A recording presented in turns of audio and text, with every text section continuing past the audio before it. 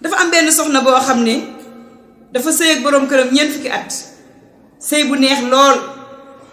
léegi ba ñu invité ko ci benn télé di ko laaj ñu ne ko yow lan mooy secret bi nga xam ne moo tax kenn mësu laa dégg ak sa boroom kër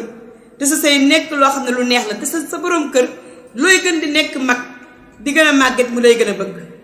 lan moo ko waral ndax li ko waral ndax dangaa mën a togg moo tax sa boroom kër bëgg la nii wala dangaa rafet bu mu ëpp wala danga koo jural ay doom yi baree bari ba mënatu laa bàyyi ndaw si daal di ne journaliste bi ko invité déedéet loolu lépp ngay wax amul mu ne ko waaye xam nga li ma lay njëkk a wax mooy sëy bu neex léeg-léeg yàlla moo siy jàpp tawfiiqu yàlla lay doon ak jigéen joo xam ne dafa nangoo muñ ku la gën a mën a muñ moo la gën a neex sëy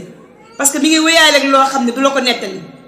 waaye nag ni mu koy muñee dafay dem ba nekk bànneex ci moom dootu ko yëg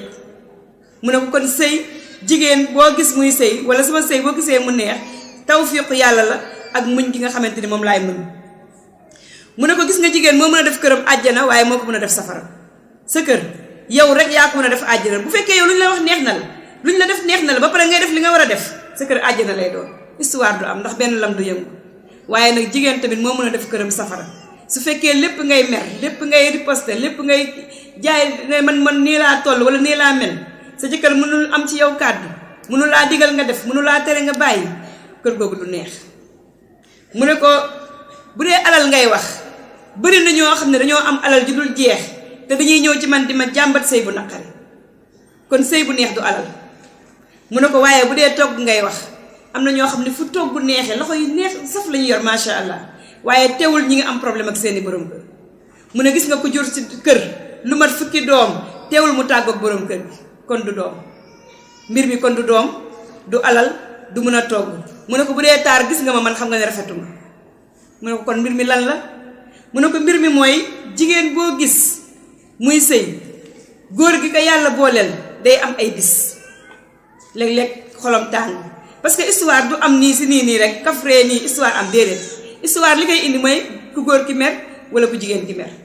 mu ne man nag yàlla dogal na su ma meree mën naa koo maîtriser ba moom du ko xam mais moom su meree damay bu ñëwee dafa tàng xol dafa naqari deret dafay yuuxu sama kaw dafay wax lu ko neex mu ne su ko defee suy wax di wax ba mu yàgg damay jóge place bi muy waxee dem si waañ bi wala ma dem sama néeg wala ma génne sax fóot boo xam ne bëgguma ko woon fóot am lu may liggéey ndaw si ne ko kon dangay daw mu ne ko waaw daw ci ngóor la bokk mu ne ko su ma defee loolu ba ci kanam